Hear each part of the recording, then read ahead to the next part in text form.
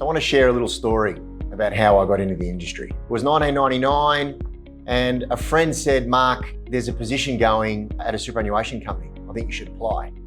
After I looked into it a little bit further, I realised it was a graduate position, meaning I needed a university qualification.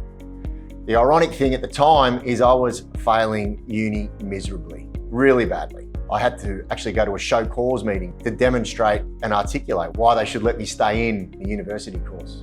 I applied for the job anyway and I didn't get the job. But one of the things that my dad said to me at the time is you should always ring up and ask for the feedback as to why you didn't get it. So I called up and spoke to the manager there, Frank, and said, look, I'm just after some feedback as to why I didn't get the job. And he said, look, you were fantastic. We thought you were great.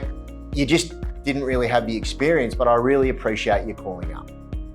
Ironically, a couple of months later, the person they gave the job to, it didn't work out.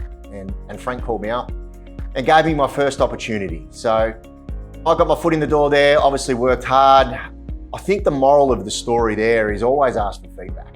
I continued to ask Frank for feedback throughout my time at those days at Norwich Union. Ironically, Frank looked after me and promoted me a couple of times to customer service and other various roles within the business. So maybe the other moral of the story there is relationships and how important they are. But that's how I got into the industry.